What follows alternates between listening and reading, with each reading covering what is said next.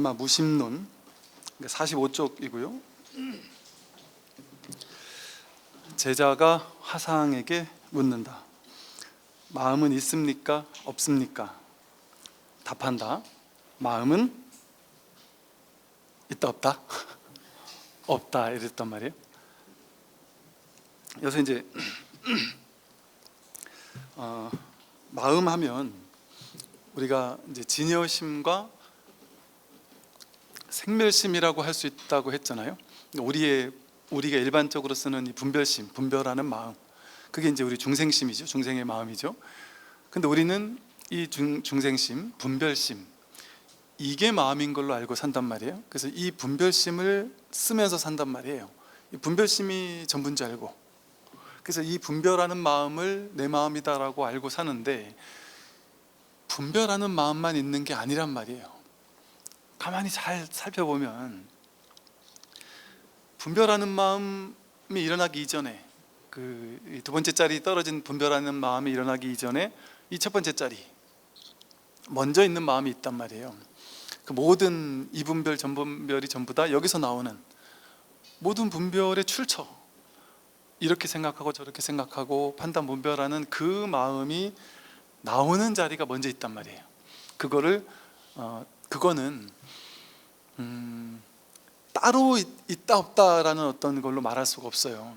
그래서 그걸 그냥 이름 붙여서, 어쩔 수 없이 이름만 붙인 거예요. 이름 붙여서 가명으로 무분별심이다, 본래 면목이다, 주인공이다, 뭐 참나다, 뭐 해탈 열반짜리다, 뭐 이런 식으로 말을 하고, 또 선에서는 이것을 마음 이래 불러요.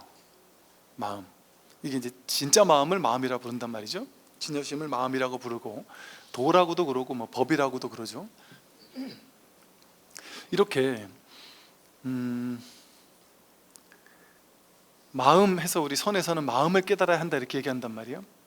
그러니까 이제 사람들은 마음이 따로 있구나, 내가 지금 평소에 쓰고 있는 이 분별하는 마음 이거 말고 무분별심이라는 내 본래 마음이 따로 있구나, 그래가지고 그 본래 마음을 찾으려고 애를 써요. 사람들이 찾아 나선단 말이에요. 본래 마음 찾아서 참선도 하고 연불도 하고 독경도 하고 막 갖은 노력을 하면서 이 본래 마음을 찾으려고, 자기 본성 주인공을 찾으려고 길을 쓰고 노력을 한단 말이죠.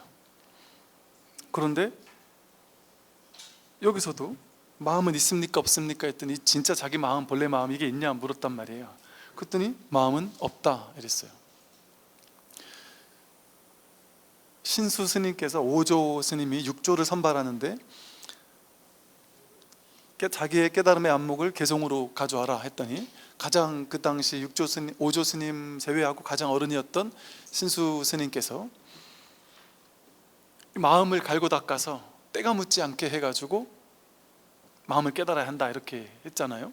근데 6조 스님이 본래 무일물, 마음이라는 건 따로 거울이라는 대가 없다, 하물건도 얻을 바가 없다, 마음이라고 할 만한 뭔가를 닦기는 무슨 마음을 닦느냐, 그 마음이라는 뭔가가 따로 없는데, 그렇게 본래 무일물을 설했단 말이죠.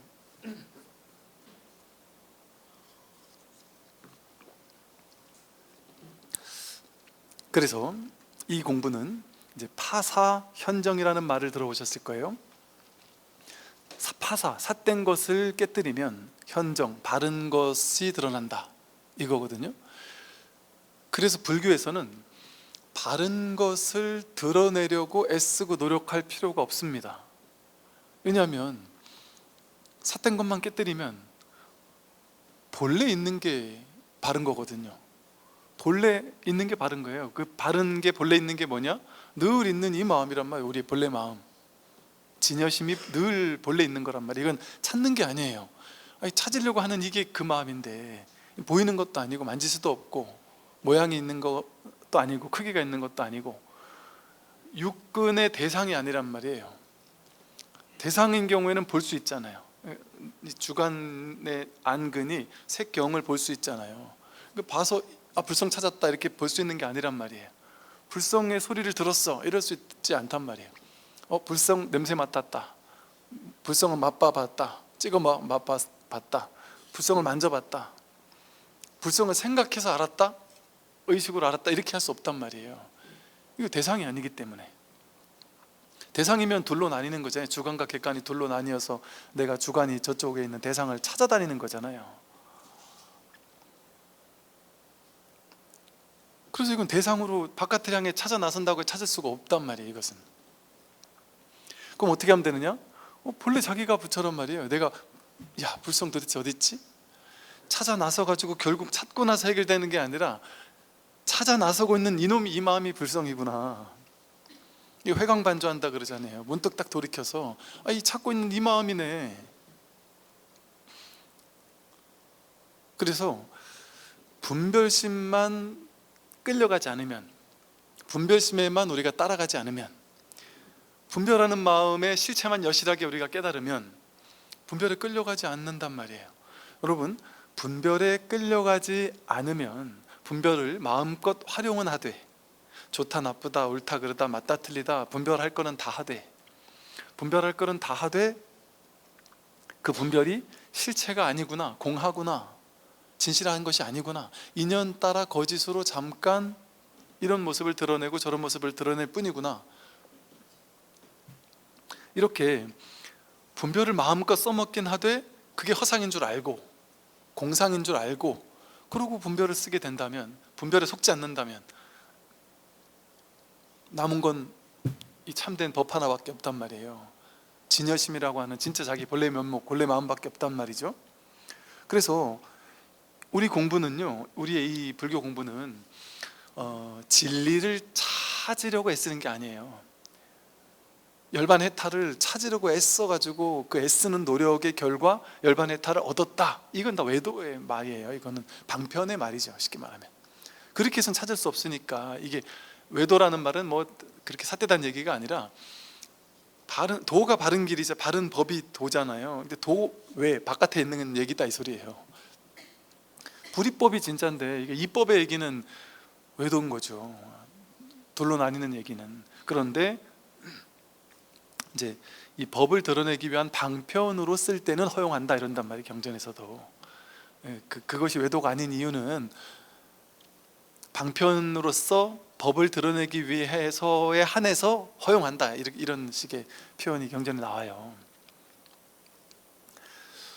그러면 쉽게 말해서 우리가 공부하는 건 뭐냐면요, 우리의 생각과는 다르게 우리는 열반, 해탈, 깨달음, 불성, 본래 면목, 진여, 본성, 이거 찾으려고 막 기를 쓰고 노력하잖아요.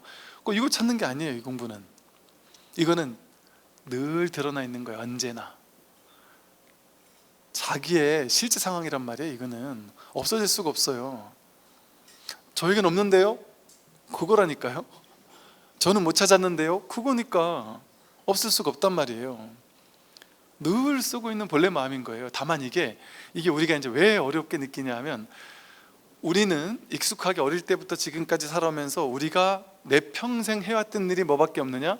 눈으로 세상을 보고, 귀로 소리를 듣고, 둘로 나눠가지고, 코로 냄새 맡고, 입으로 맛보고, 감촉 느끼고, 뜻으로 생각하고, 이 둘로 나누어 가지고 상대적으로 파악하는 거, 상대적으로 아는 거, 이것만 해왔단 말이에요. 분별하는 것만 해왔단 말이죠. 그러니까 이거 분별하지 않는 방식, 눈이 눈을 확인하는 방식, 자기가 자기를 확인하는 방식, 이거는 너무 낯선 거죠. 한 번도 해보지 못한 방식인 거예요. 지금 눈이 있잖아요. 자기 눈이 있잖아요. 근데 자기가 자기 눈 지금 볼 수 있습니까? 거울 꺼내지 말고. 거울 꺼내지 않고 여러분 지금 여러분 눈 볼 수 있습니까? 못 보잖아요. 그죠? 근데 눈은 못 봐요. 그죠? 눈은 못 보는데 눈이 없습니까? 있죠. 눈이 어떻게 있는지 어떻게 알아요? 저를 보고 있잖아요. 그죠? 이걸 보고 있잖아요. 이걸 보고 있으니까 이걸 통해서 여러분 눈이 드러나잖아요. 안 그렇습니까? 이걸 통해서도 눈이 드러나잖아요. 부처님을 통해서만 눈이 드러납니까?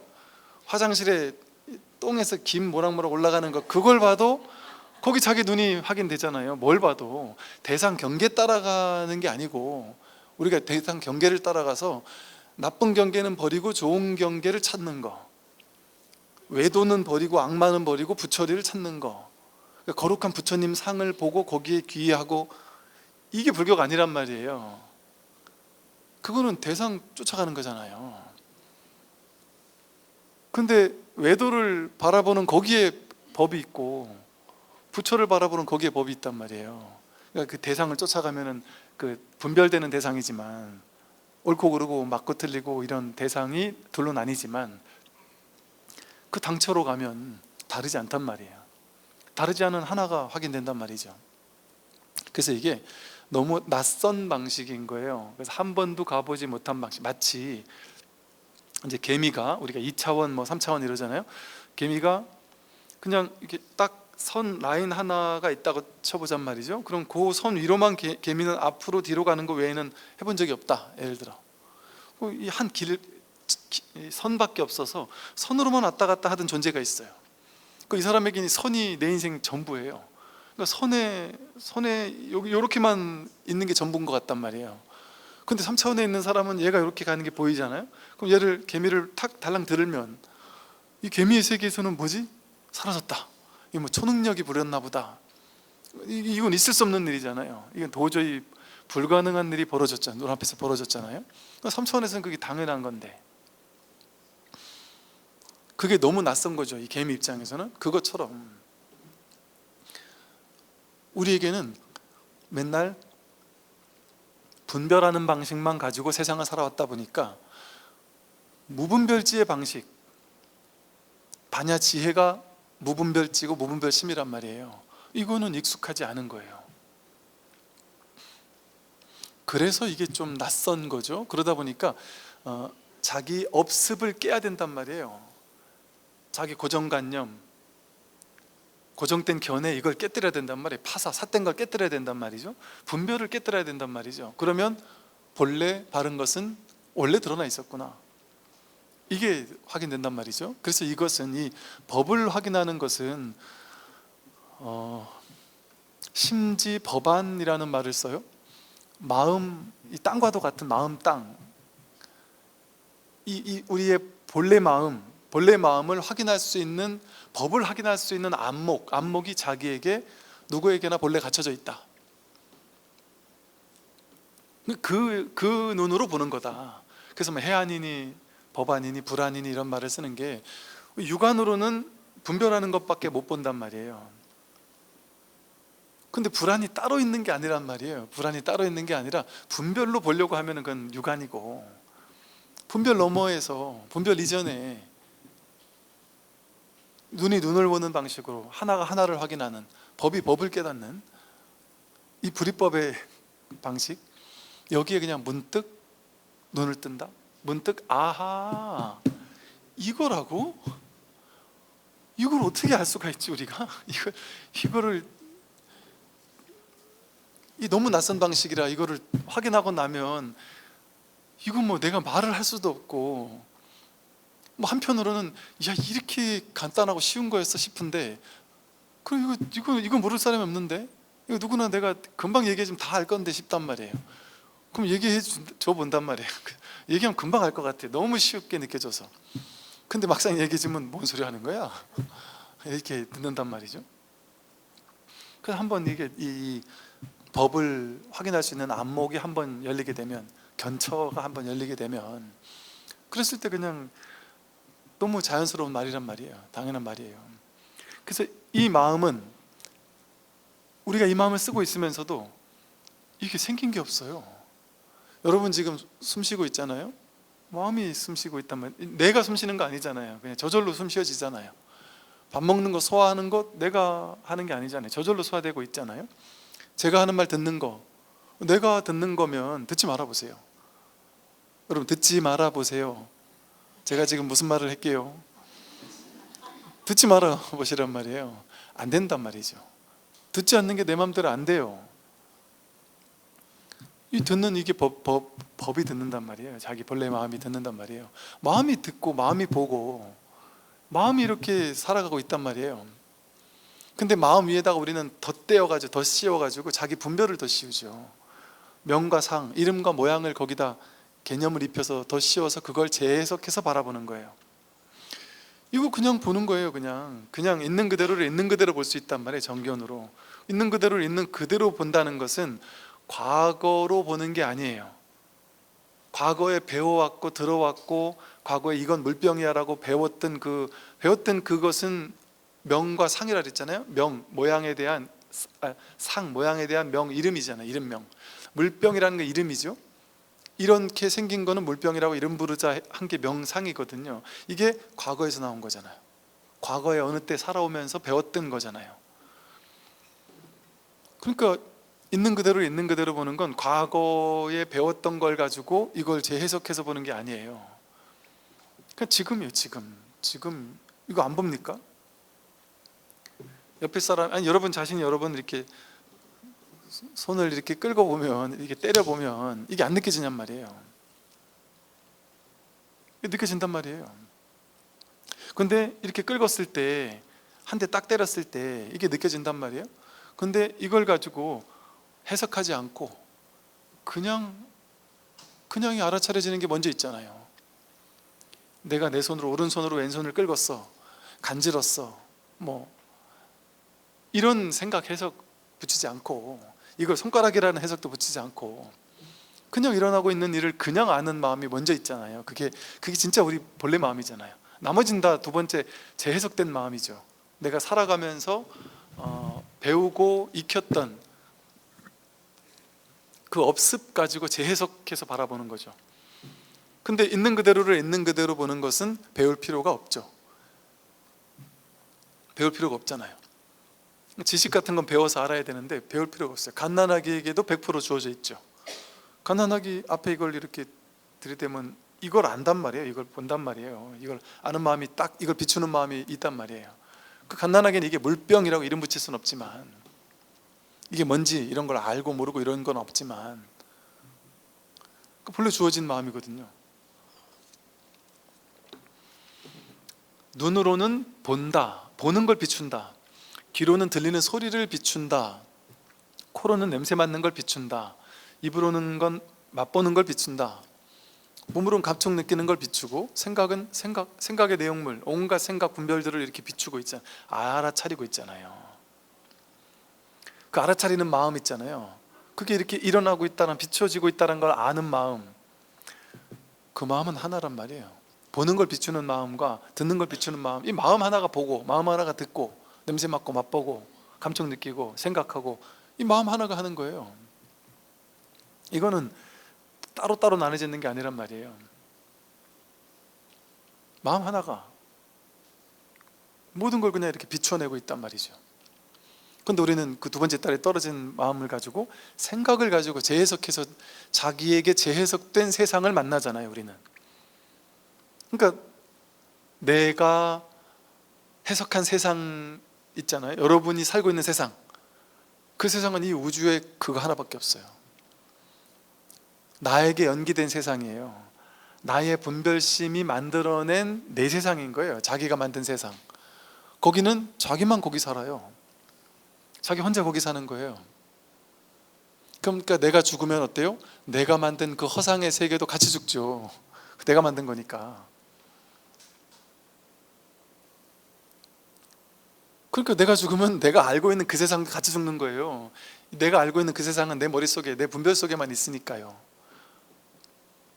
그래서 이 마음은 이렇게 우리가 늘 쓰고 있으면서도 모양이 없어요. 여러분 이거를 지금 보고 있잖아요.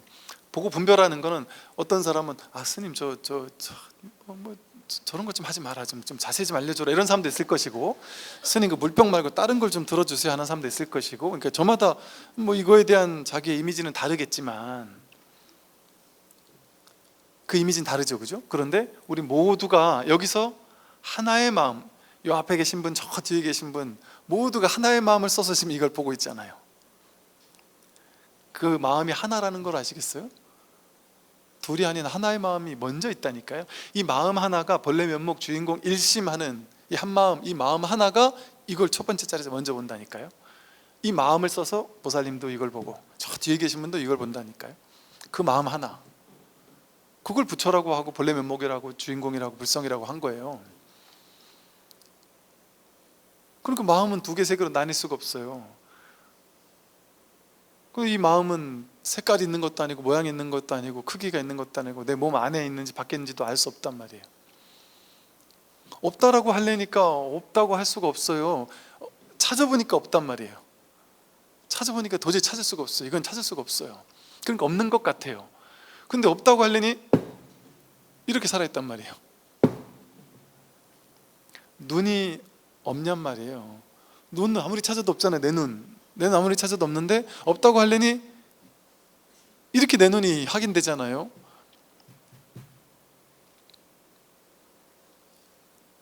그래서 이 마음이 진짜 마음인 거예요. 근데 이 마음은 모양도 크기도 어떻게 찾을 수가 없다 보니까 없다라고 해도 안 맞고, 그렇다고 있다라고 하려니 그 있다라고 하는 것도 또 맞지 않단 말이에요. 그래서 이건 중도로 설할 수밖에 없어요. 있는 것도 아니고 없는 것도 아니다. 그 얘기가 나와요. 이제 나에게 마음은 없다 이랬단 말이에요. 그런데 나에게 마음은 없으나 볼 수도 있고 들을 수도 있으며 느낄 수도 있고 알 수도 있다 이랬습니다. 나에게 마음은 없는데 보잖아요. 이렇게 듣잖아요. 느끼잖아요.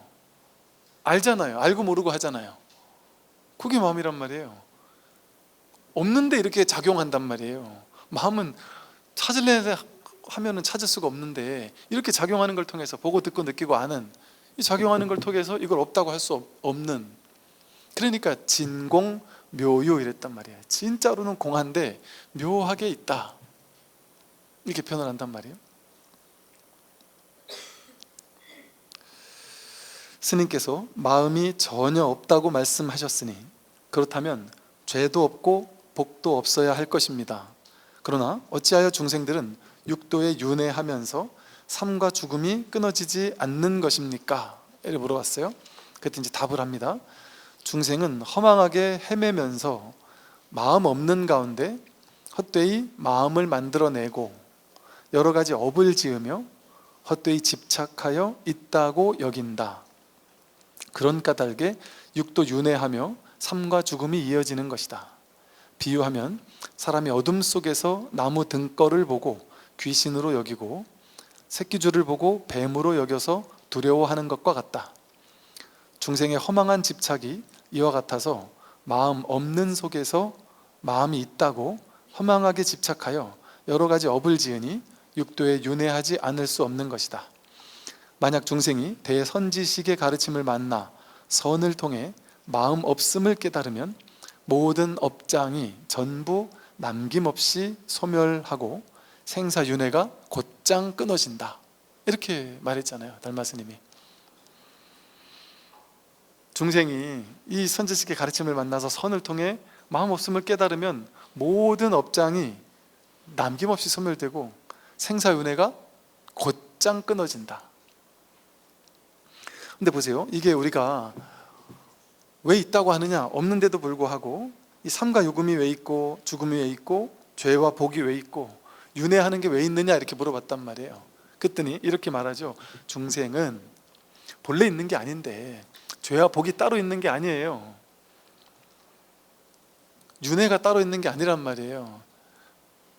근데 중생은 허망하게 헤매면서, 허망하게 헤매니까 가짜로 있단 말이에요. 중생에게는 헤매면서 마음이 없는 가운데, 분명히 없는 가운데 헛되게 마음을 만들어냈단 말이에요. 자기가 분별하는 마음 만들어냈지만 그게 진실이 아니잖아요.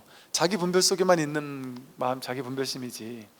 근데 그 자기 분별하는 마음을 만들어내놓고 그게 진짜 내 마음이다, 그게 진짜다, 실제한다, 그래서 나는 맞고 너희는 틀렸다, 이런 식의 자기가 만드는 걸 만들어냈단 말이에요. 그러니까 나는 옳고 너는 틀렸어, 나는 선이고 너는 악이야. 이런 게 실제가 있습니까? 세상에? 정말 선이 있고 악이 있나요? 본래 그런 게 없잖아요. 세상에는 그런 거 없어요. 따로 정해진 선악이라는 게 없어요. 옳고 그름, 맞고 틀림, 너, 나 이런 게 없단 말이에요. 본래는. 근데 중생이 허망하게 헛되이 마음을 만들어내가지고 그 마음 분별을 가지고 옳고 그르고 선과 악 이런 걸 자기가 만들어낸 거예요. 그러니까 자기가 만들어내니까 자기가 나는 죄를 졌어 이걸 만들어냈단 말이에요. 정말 죄 진 게 없는데 나는 복을 졌어, 이렇게 나는 복 많은 사람 이런 걸 만들어냈단 말이에요. 내가 나 이 사람을 사랑하는데 동시에 저 사람도 사랑해. 그 양다리를 거쳤단 말이에요. 뭐 그러다가 또 더 나쁜 사람은 저쪽에 쓰리다리를 거쳤어요. 예를 들어. 그리고 뭐 두 집 살림을 산다. 예를 들어 이 집 살다가 몰래 저 집 살다가 예를 들어 그랬다. 어쨌든 이게 두 다리 세 다리 걸치고 하면 이 사람들이 이걸 알면 얼마나 충격을 받아요. 그러니까 천하의 나쁜 놈 아니에요. 천하 죽일 놈 아니에요. 양다리 걸치는 것들은 우리는 천하의 나쁜 놈 절대 악 이렇게 생각한단 말이에요. 근데 그게 절대 악일 수가 있어요? 그럴 수 없죠. 일처다부제 일부다처제 뭐 이런 데 가면 그 능력 있는 사람인 거예요. 그럴 수 있는 거죠. 그냥 우리나라도 불과 여러분들 아버지나 할아버지쯤 때만 가도 희한하네. 전 천도제 하다 알았다니까요. 옛날에 천도제 하다 보니까 증조쯤만 넘어가면 할아버지 한 명이 할머니가 두 분, 세 분인 경우가 많아요. 근데 그럼 이분은 이혼하시고 다시 사셨나 보네요. 아니, 그냥 같이 사신 분들이 우리 위에도 계셨다니까요. 그렇게 멀지 않은 시대에. 그러니까 이것처럼 자기 관념에서 만드는 거죠. 한 사람이 두 사람을 동시에 사랑하는 건 나쁜 거야. 그 나쁘다 옳다라는 건 문화, 관습, 전통 이런 것들이 만든 거죠. 그러니까 이 나라에선 맞은데 저 나라에선 틀리잖아요. 그럼 그걸 진리로 봤을 때 진짜로 옳고 그런 게 있습니까? 제사를 지내는 게 옳고 안 지내면 틀릴까요? 그럼 우리나라나 동양 이쪽 사람은 다 옳은데 서양 사람은 다 틀렸게요? 다 천하의 호래 자식들이게 부모님 제사도 안 지내니까? 그리고 교회를 믿으면 다 나쁜 사람들인가요? 제사 안 지내니까? 근데 여러분 인도나 중국의 옛날에는요 이 제사라는 게 제식주의라 해서요 어마무시하게 중요했다고 생각했어요. 옛날 사람들은 지금보다 훨씬 심했어요. 이 제식주의라는 건 완전 무시무시해서요 국가가 잘못될 때 제사를 성대하게 치르면 국가의 대운이 들어온다 생각하고 인도에서도 그랬어요. 어마어마하게 크게 제사를 지내면 모든 일은 다 잘 풀린다 이랬단 말이에요. 그리고 그 제사를 지낼 때는 짐승들을 막 잡아다가 살아있는 짐승들의 피를 이렇게 막 내야 되고 막 이런 게 있었단 말이에요.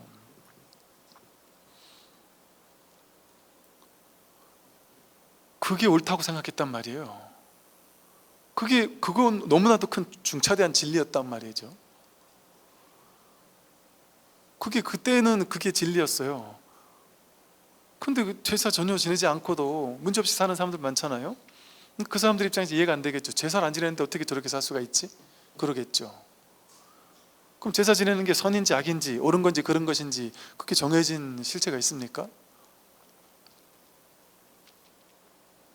뭐 여러 가지 비유들을 할 수 있지만 근원으로 봤을 때 뭐가 옳다 뭐가 틀리다 이걸 정해서 할 수 있냔 말이에요. 거짓말하는 건 나쁘다 좋다 정할 수 있냔 말이에요. 살도 운망주 5계를 설하고 나서 스님들이 5계를 잘 지켜야만 되는 게 아니다 이런단 말이에요. 다른 종교는 딱 5계 10계를 설해주고 나면 지켜라 이렇게 얘기하고 끝납니다. 왜? 절대적으로 옳은 거니까. 왜? 옳고 그름이 명백하니까. 보통 다른 종교 사상 철학에서는 이건 옳고 저건 틀린 거. 왜? 이분법으로 나눠가지고 이건 옳고 저건 틀렸어.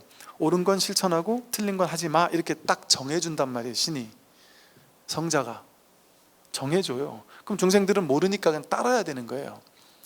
신이나 어떤 성자나 누가 정해준 그걸 그냥 우리는 따르는 것밖에 할 수 없단 말이죠.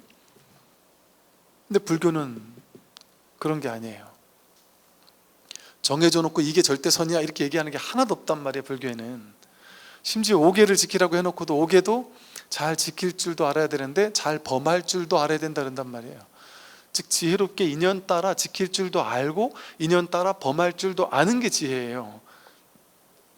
맹목적으로 죽어도 안 된다고 하는 게 지혜가 아니란 말이에요. 우리 군에서는 살도 음망주 이렇게 5가지에서 장병들이 살도 음망 막 그렇다 치는데 주는 이건 안 되겠는데요 이런 친구들이 많아요. 병사들이. 그래서 수계를 해야 되는데 저는 휴가 나가 술을 먹어야 돼서 수계를 못 받겠습니다 이런 친구들이 많단 말이에요.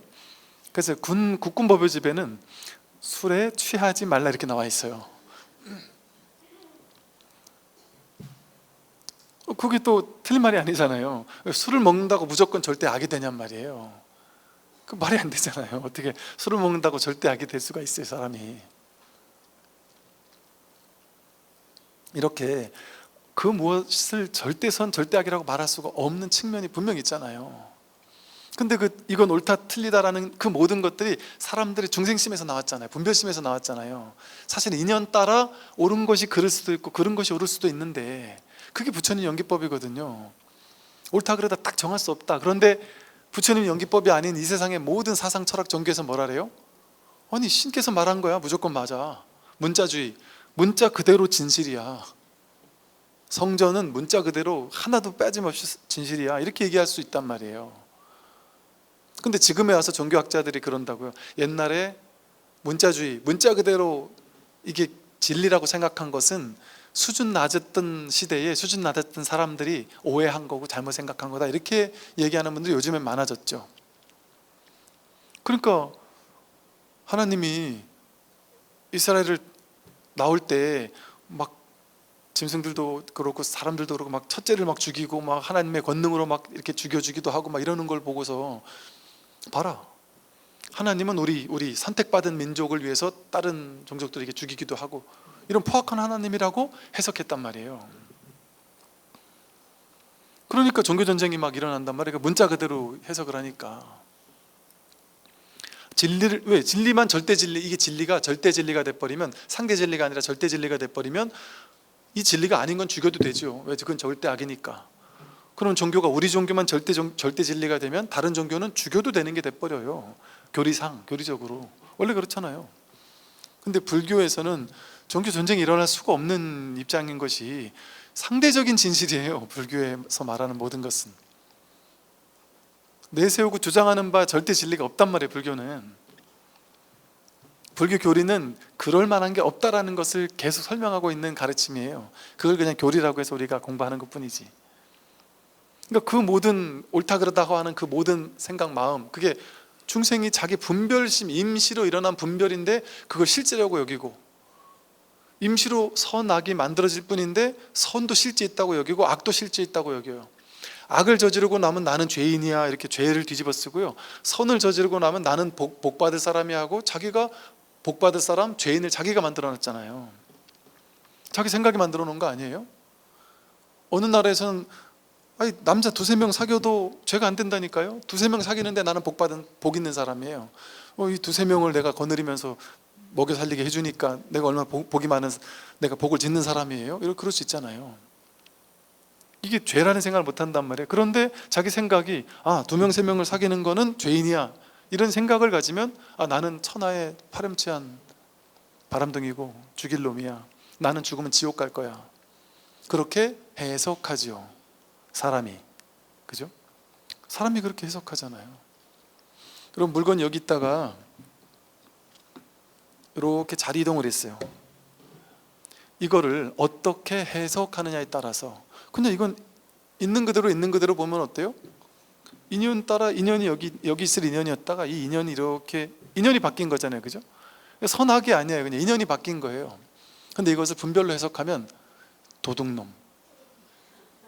도둑놈이 귀한 걸 훔쳐갔다, 이렇게 생각할 수도 있는 거예요. 어떤 이렇게 사업을 하시는 분들 얘기가, 이게 미쳐버리겠다는 거예요. 왜 그러냐 했더니, 스님, 제가 이 멀쩡한 내가 이제 사업을 하면 이익을 남겨야 되잖아요. 근데 뭐 예를 들어 이런 식인 거예요. 이익을 남기는데, 이 큰 사업을 따내가지고 이익을 남길 때, 예를 들어 1,000만 원을 남기면 나는 훌륭한 사람이고 2,000만 원을 남기면 사기꾼이라는 거예요. 근데 그 경계가 모호하다는 거예요. 그게 도대체 내가 얼마를 남겨야 되는지. 그리고 또 어떤 사람은 2,000만 원 정도를 남겼는데도 불구하고 아주 탁월한 그 재능이 있는 사람이라서 그 사람은 2,000만 원 남겨도 되는 사람이 있고, 이 사람은 그보다 더 적게 남겼는데도 사기꾼이 되는 수도 있다는 거예요. 여러분, 그 사람이 예술가 내지는 뭐 전문가라는 타이틀을 세계적인 건축가 뭐 이런 타이틀을 가지게 되면 과도하게 남겨도 욕을 안 먹는 거죠. 왜? 전문가가 디자인했으니까. 그런데 그 디자인할 게 별 게 없을 수도 있단 말이에요. 그러니까 요즘 디자인 보면 그러잖아요. 이거를 이렇게 비싼 돈 주고 했다고 싶을 정도로 나도 하겠는데 싶은 게 있단 말이에요. 요즘 디자인을 한 거 보면, 인테리어 한 걸 보면 그냥 하얗고 깔끔하고 아무것도 없어요. 근데 그게 엄청 비싼 인테리어인 게 있어요. 이거 나도 하겠는데 싶은. 근데 그게 이게 전문가가 하면 그게 사기가 아닌데, 이게 비전문가가 하면, 자격증 없는 사람이 하면 이게 사기가 된단 말이에요. 그러면 사업하는 사람들이 깝깝한 거예요. 이게 나는 내 기술에 자신감이 있어가지고 자신만만하기 때문에 난 이만큼 받아도 된다고 생각해서 그걸 받았는데, 남들은 네 같은 게 요새 사기쳤냐 이렇게 할 수도 있단 말이죠. 그럼 도대체 얼마를 내가 먹어야 사기꾼인지 안 먹은지를 이거 대놓고 할 수가 있을까요? 이게 애매한 거예요. 세상 자체가 본래 그렇지 않습니까?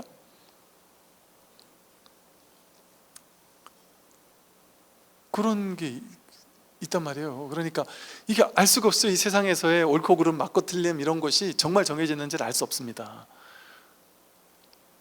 그러면 여러분 예를 들어 절에 와서 이렇게 법문 공부하잖아요.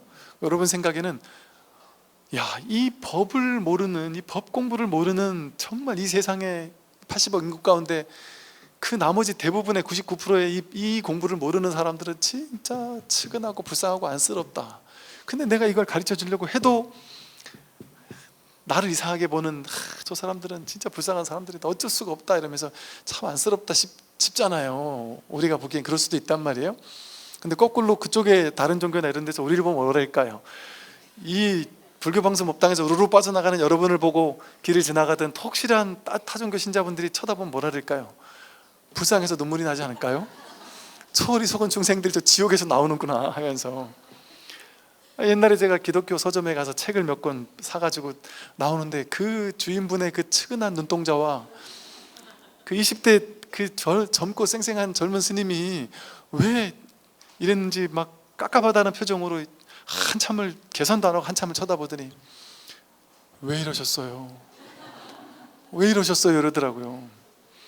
그러면서 혹시나 제가 책을 드리면 꼭 읽겠다라는 얘기를 해주시면 제가 공짜로 책을 좀 드려도 될까요? 그래서 책 주시면 잘 받아 읽어보겠습니다. 책을 3권이나 주시더라고요.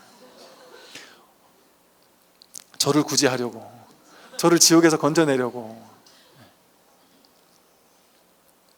이런단 말이에요. 그러면 뭐가 옳은 거예요? 어디 있는 게 옳은 거냔 말이에요. 사람들 견해 속에서 나오잖아요. 그게 사람들 생각 속에서 나오는 거잖아요. 여기서는 선이라고 하는데 저기서는 악일 수가 있는 게 얼마나 많아요, 세상에는. 근데 우리는 선이라고 생각하면서, 여러분 그 외도 사이비에 빠져가지고 평생을 거기에 막 노동하면서, 심지어 노동만 하는 게 아니라 돈 벌어주는 것뿐만 아니라 평생을 거기서 막 돈 벌어주고 이러면서, 그것도 모자라서 뺨 맞아가면서 거기 있는 공동체 가족들한테 서로를 막 부모를 뺨 때리라고 막, 이게 여러분 영화에만 나오는 게 아니라 실제 그런 일이 있었던 거를 영화로 만든 거예요. 그런 단체들이 있었고 진행형으로 있다니까요.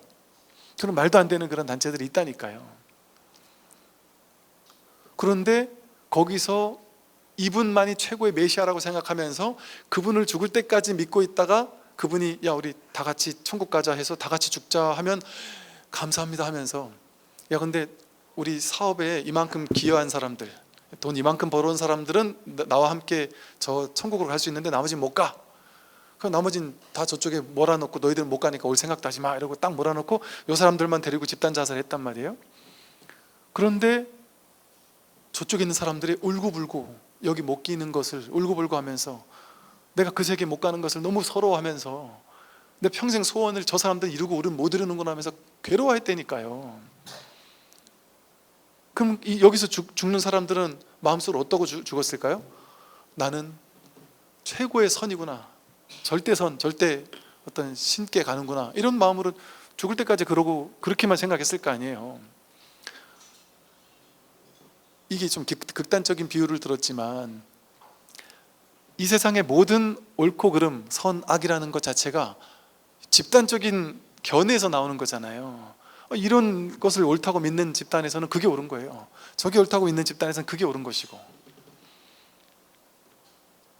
그런데 그 외도 사이비가 옳다고 믿는 사람은 그게 절대선이라고 믿고 자기는 죽을 때까지 절대선 복 짓는다고 생각하고 살았을 거 아니에요? 그리고 심지어 그 사람들이 위에 분께서, 높으신 분께서 야, 저 사람들 데려다 놓고 이 사람들 도망가니까 붙잡아다가 데려다 놓고 못 도망가게 패 이러면은 자기는 신의 일을 한다고 생각하면서, 거룩한 일을 한다고 생각하면서 막 팼을 거 아니에요. 우리가 봤을 때 나쁜 짓을 한 거, 어리석은 짓을 했잖아요. 근데 본인은 그런 생각하겠습니까?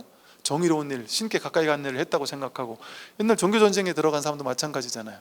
종교전쟁에서 막 많이 죽이면 죽일수록 나는 하나님께 더 가까이 가겠지 하고 복을 지었다고 생각하고 죄를 졌을 거 아니에요, 그 사람들은. 그러니까 복이 정말 복이 맞습니까? 죄가 정말 죄가 맞습니까? 절대적인 선, 절대적인 악, 절대적인 복, 절대적인 죄가 정해져 있을까요? 정해져 있지 않단 말이에요. 자기 한 생각 분별해서 나오잖아요. 왜 내가 이 사이비를 믿을 것이냐 안 믿을 것이냐 내 선택이잖아요. 그 옳다 그러다 맞다 틀리다 하는 그 모든 것이 복과 죄라는 게 내 선택에서 나온다니까요. 자기 분별에서 나오잖아요. 자기 마음에서 나오지 않아요? 죄가 따로 있고 선이 따로 있는 게 아니라 자기 마음에서 나온다니까요.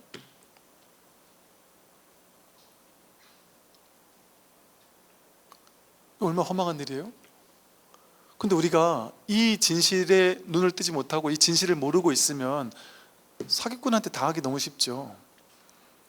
왜 훌륭하신 분들은 자기가 내가 선악을 관장한다, 주재한다, 나는 알고 너희들은 모른다.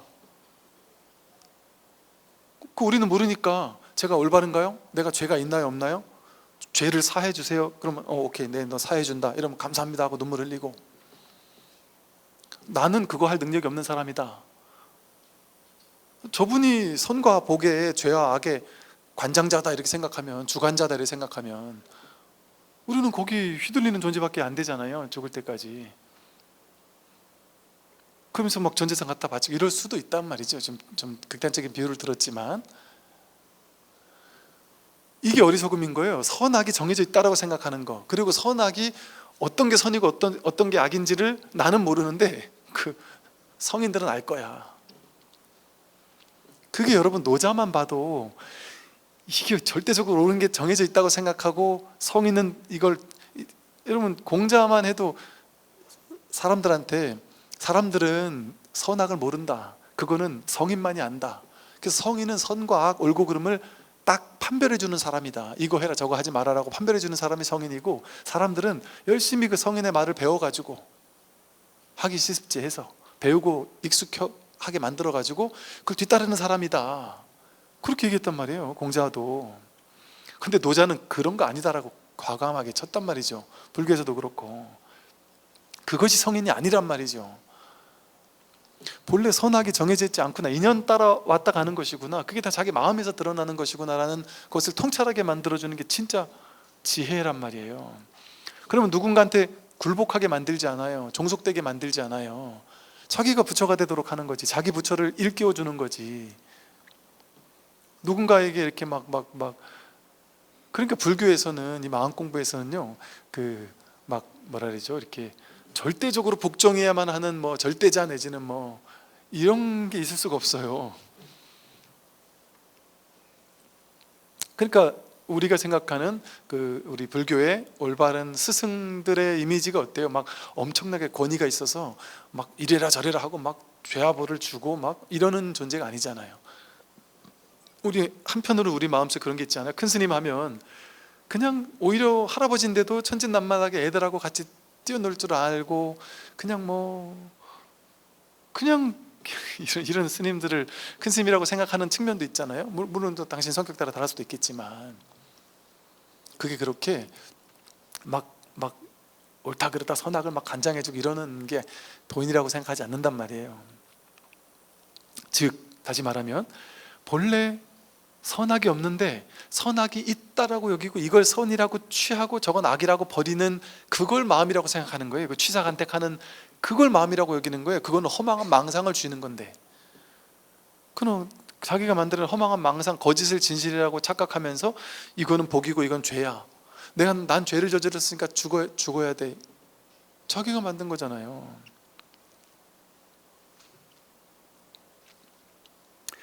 보세요. 이제 대표적으로요. 뭐 부모님이 돌아가셨거나 자식들이 뭐 이렇게 어떻게 하게 죽게 되었거나 가장 사랑하던 사람이 이렇게 죽게 되는 일을 경험했을 때 그 가족, 남은 가족들은요 전부 다 똑같은 엄청난 죄의식에 시달려요. 공통적으로 대놓고 내가 잘못한 게 아님에도 불구하고 내가 그때 그러지만 않았어도, 예를 들어 내가 뭐 아빠 나 뭐 먹고 싶어 했는데 아빠가 그 사러 가다가 교통사고 나셨다든지, 예를 들어 그러면 이게 내 잘못이라고 생각해요. 또 어떤 일로 누가 이렇게 그런 일이 됐어도 야 내가 그때 좀만 더 관심을 가져줬으면, 좀만 더 챙겼으면, 그 힘든 걸 좀 더 내가 좀 관심 가져주고 직장생활보다 좀 더 내가 얘한테 더 관심을 기울였으면, 내지는 부모님이 돌아가실 때 내가 그 곁에서 그래도 있어줬으면, 좀 더 좋은 병원에 좀 더 모시지 못한 것에 대한 막 후회가, 원망, 이런 것 때문에 다들 공통적으로 죄의식을 안고 있거든요. 근데 그분들은 그 죄의식을 실제라고 여기면서, 내가 실질적인 죄인이라고 여기면서 우울하게 괴롭게 참담하게 살아가고 계시는 분들이 많으세요. 그럼 그분들 표정을 보면요 요만큼의 웃음기가 없어요. 그러면서 웃어서는 안 된다고 생각하게 철저하게 체화되어 있어요. 웃어서는 안 된다, 나는 죄인이기 때문에. 계속 이러고 사는 거예요. 이게 그나마로 내가 속죄하는 작은 일이라고 생각하면서, 그래서 계속 부정적으로 인상 쓰면서 살아요. 울면서. 제가 이제 방편으로 그 본인이 만든 거잖아요. 그 본인이 만든 분별이란 말이 그 죄의식 또한, 그 죄의식을 내려놓게 하기 위한 방편으로 이렇게 말씀을 드리죠. 당신은 자기 자신을 너무 오만함이 많으시다. 내가 잘못해가지고 저 사람이 죽었다? 당신은 그렇게 힘이 없다. 우리에게 그런 힘이 없어요. 사람을 살리고 죽이는 힘이 우리에게 없단 말이에요. 즉 인연이 허락하지 않으면, 우주 법계가 허락하지 않으면 꽃 한 송이도 피어날 수 없어요. 여러분이 밥 한 끼 먹을 수 없어요. 인연이 허락하지 않으면. 내가 사는 게 아니라니까요. 이 온 우주 법계 전체가 살리고 있기 때문에 우리가 그 덕택에 살고 있는 거예요. 덕분에 살고 있는 거예요. 내가 잘나서 사는 게 아니에요. 매 순간 회사 회장이라고 해서 내가 잘나서 그 회사가 회장이 된 게 아니에요. 모두가 연기적으로 인연법으로 온 우주 전체가 중중무진으로 그냥 돌봐줬기 때문에 이 일이 있는 것 뿐이거든요. 근데 우리는 어리석게도 그 연기법의 이 전체 작용을 모르고서는 자기가 했다고요? 자기를 내세워서 내가 했다고 생각해요. 내가 좀만 더 신경 썼으면, 그 예를 들어 누가 죽었다 하면 죽을 인연이 돼야지만 죽을 수 있어요. 우주 법계가 허락해야지만 죽을 수 있는 거지. 나 때문에 죽었다라는 말은 뭐예요? A라는 원인 때문에 A-라는 결과가 나왔다라는 걸 믿는 거잖아요. 불교 연기법에서는요 A라는 원인 때문에 A-라는 결과가 나왔다라는 이렇게 수직적인 연기법, 이게 없어요. 인과가 아니에요. 수직적 인과가 아니에요. 이것 때문에 이런 결과가 나왔다가 아니고, 무수히 많은 연기적 조건들, 중중무진의 연기적 조건들이 모여서 하나의 결과를 만들었다고 해서 집성제라고 한단 말이에요. 괴로움이 왜 생겼냐? 무수히 많은 것들이 집합해가지고, 집결해서 결집되어가지고 여러 가지 인연들이 모여서 이런 결과를 만들어냈다는 거예요. 지금의 괴로움을 만들어냈다는 거거든요. 그 사람이 지금 죽는 일이 일어났다는 거예요. 근데 어떻게 그게 내가 잘못해서 그래요? 그럴 수 없다니까요. 내가 잘하고 내가 잘못해서 내가 좀만 더 신경 썼으면 살았을 텐데 하고 후회해봐야 그게 무슨 의미가 있냔 말이에요. 그렇게 설명을 해서, 이건 내가 그렇다는 생각은 들겠지만 그건 자기 생각이고 자기 해석일 뿐이다. 그럴 수가 없다, 세상에. 연기법의 이치가. 그러니 내가 잘못했다는 그 죄의식에 평생 시달려 살지 말고 웃어도 됩니다. 그리고 내 사랑하는 가족이 먼저 떠났다면 마음으로 연결되어 있을 건데, 내가 우리 부모님이, 자식이 부모님 나 때문에 죽었다고 생각하면서 평생을, 남은 인생, 자식의 인생이 남은 인생 평생 괴롭게 사는 걸 원하겠습니까? 저승에 가서라도.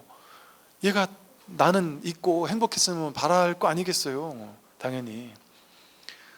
그러니까 이렇게 우울하게 있는 것은 그분을 위해서도 정말 해서는 안 될 짓이고, 다 이제 지나간 거 내려놓고, 눈앞이 진실인데 그런 거 나 내려놓고 그냥 행복하게 해맑게 열심히 성실하게 다 리셋한 마음으로 그냥 새롭게 눈앞을 사십시오. 그렇게 얘기하면은 이런 식으로 얘기를 하세요. 스님 정말이세요? 정말이에요? 제가 그래도 될까요? 제가 웃어도 된단 말이에요? 제가 정말 마음을 내려놔도 될까요? 그래도 됩니다라고 얘기를 하면 어떤 분들은 막 너무 뭐랄까 참, 야 이분이 얼마나 그동안 힘들었을까, 얼마나 괴로워, 얼마나 아파했고, 그런데 또 어떤 분은 그런 얘기를 해요. 종교가 좀 다른 분이었는데 그 다니던 거기에 그쪽 종교 가서 물어봤더니 이게 뭐 이제 너가 이게 뭐 죄가 많아서 그렇다, 뭐 와서 뭐 해야 된다, 뭐 자꾸 이러니까 그 말 듣고 그걸 믿어가지고 내가 더 나쁜 놈이구나, 난 죽을 때까지 이제 이렇게 해야 되는구나, 참여하고 이걸 위해서는 뭔가 거기서 시키는 거 해야 되는구나, 이렇게만 생각하면서 계속 우울하게 살았다는 거죠. 근데 이런 말을 듣고서 자꾸 몇 번이고 정말이에요, 정말이에요. 도대체 어디서 뭔 소리 들었길래 자꾸 그래 부르시냐 그랬더니 그 얘기를 하더란 말이죠. 그러니까 보세요, 우리는 그것을 믿기로 작정을 하게 되면 죽을 때까지 괴롭게 살아야 돼요. 근데 상식적으로 말이 됩니까? 이게 업보의 법칙이잖아요. 내가 지금 우울하게 살면, 죄의식에 사로잡혀 살면 그는 우울하고 그런 인생이 앞에 펼쳐질 수밖에 없어요. 그런 인생을 살으라고 하는 게 어딨냔 말이에요. 그런 진리가 어딨냔 말이에요. 그래서 불교에서도 죄의식을 참회하라고 하고, 죄의식은 그런 거 본래 없다, 죄무사성 정신기, 죄라는 건 마음 따라 일어나는 거라, 죄망신멸 양구공, 뭐 시증명이 진첨 이런 말 있잖아요.